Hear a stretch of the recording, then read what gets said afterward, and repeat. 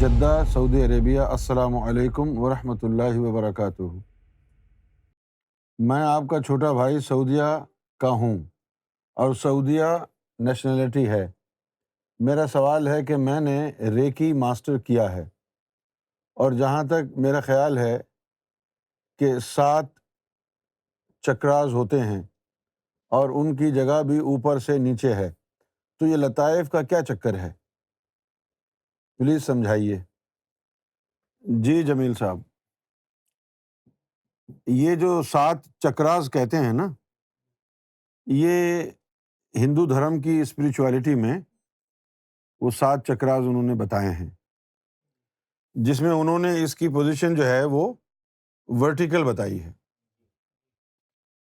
اب وہ جو ہندو جو بتاتے ہیں وہ یوں بتاتے ہیں، سارے ایک ہی لائن میں انہوں نے بنا دیے ہیں۔ ان کو وہ چکراز بھی بولتے ہیں اور اندریاں بھی بولتے ہیں۔ ہندو ان کو اندریاں بولتے ہیں اور مسلمان ان کو لطائف بولتے ہیں۔ اب انہوں نے یہ جو ہے 7 کے ساتھ ایک ہی چیز میں بتائے ہیں، اور ہمارے ہاں اسلامک صوفیزم میں ورٹیکل جو ہیں 2 ہیں اور 5 جو ہیں وہ ہاریزنٹل ہیں۔ یعنی ہمارے صوفیزم میں جو ہے وہ یہ ہے 1 2 3 4 5، یہ سینے کے 5 لطائف ہو گئے، ایک سر میں ہو گیا، ایک یہاں ہو گیا۔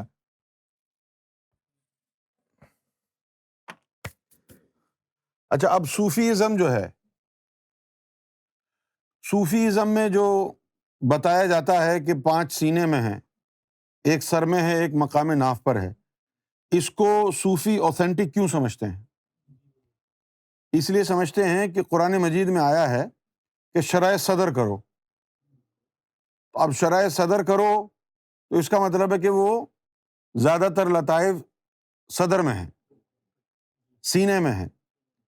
اب اللہ نے اگر قرآن میں ان کی جگہ سینہ بتایا ہے تو ہر آسمانی کتاب میں سینہ ہی بتایا ہوگا۔ اللہ سے کوئی غلطی تو نہیں ہوتی نا بھائی؟ اگر اللہ نے قرآن میں بتایا ہے کہ سینے میں ہے وہ لطائف، تو پھر آدم صفی اللہ کو بھی یہی بتایا ہوگا۔ غلطی پھر وہاں پر ہو سکتا ہے گروؤں سے ہوئی ہو، جو انہوں نے بالکل ایک ہی سیدھ میں سارے 7 کے ساتھ کھینچ کے رکھ دیے۔ کیونکہ قرآن شریف میں تو آیا ہے نا کہ افمن شرح اللہ صدرہ للاسلام، تو وہ سینے میں ہے۔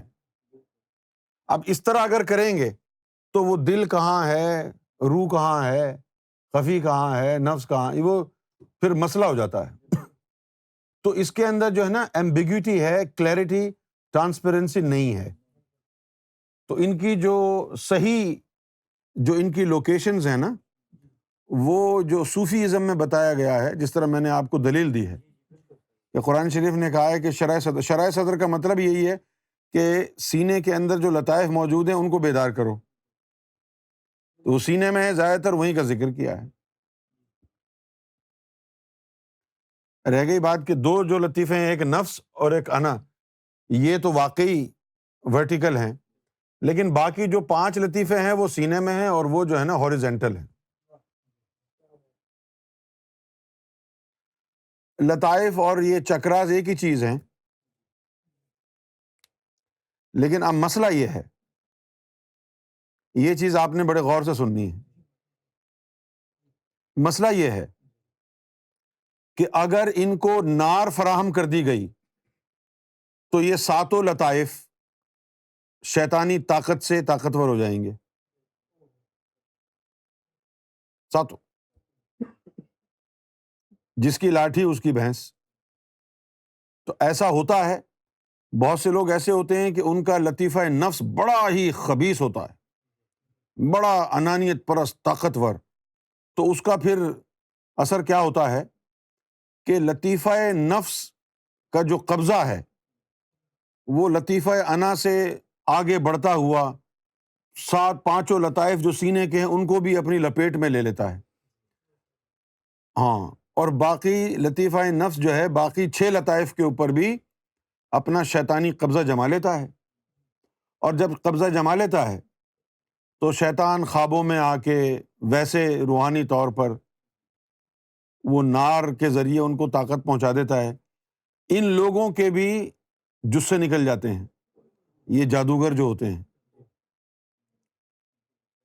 مثلاً میں آپ کو ایک بات بتاتا ہوں، آپ بھوکا رہیں 3 دن، 3 دن بھوکا رہیں آپ، اور 3 دن بھوکا رہنے کے بعد اب آگ کا الاؤ جلا کے اس کے سامنے التی پالتی مار کے یوگا اسٹائل میں بیٹھ جائیں اور اس گرمی کو اپنے اندر سانس کے ذریعے لیں، 40 دن تک یہ عمل کریں، شیطانی طاقت سے آپ کے جسے نکل جائیں گے.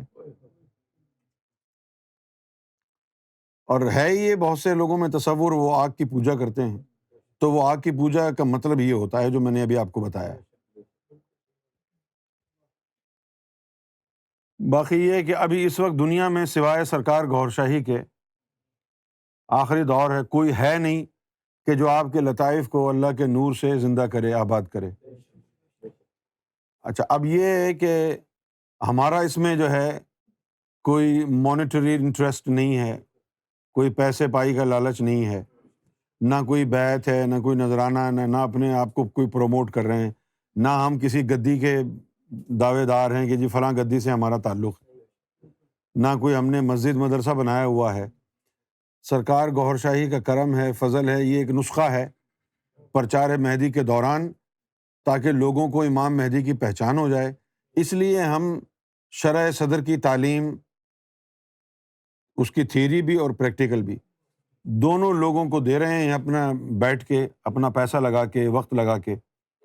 یہ خالصتاً انسانیت کی خدمت کے لیے ہے، اور انسانیت کی سب سے بڑی خدمت جو ہم سمجھتے ہیں وہ یہ ہے کہ وہ انسان جو صدیوں سے امام مہدی کا انتظار کر رہا ہے، اب جب امام مہدی کے آنے کا وقت ہے تو وہ امام مہدی کے آنے کے باوجود بھی اگر وہ امام مہدی کو پہچان نہ پائے اور مر جائے تو مولا علی نے کہا کہ وہ جاہل کی موت مرا.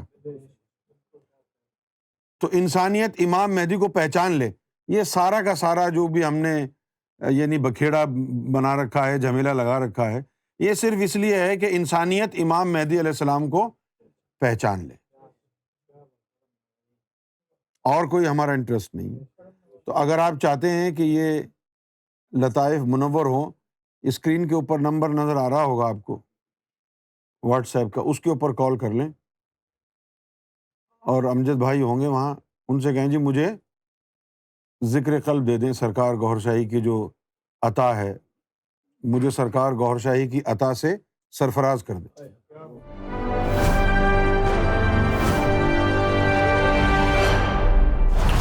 TV, bringing light, love, and peace in your life.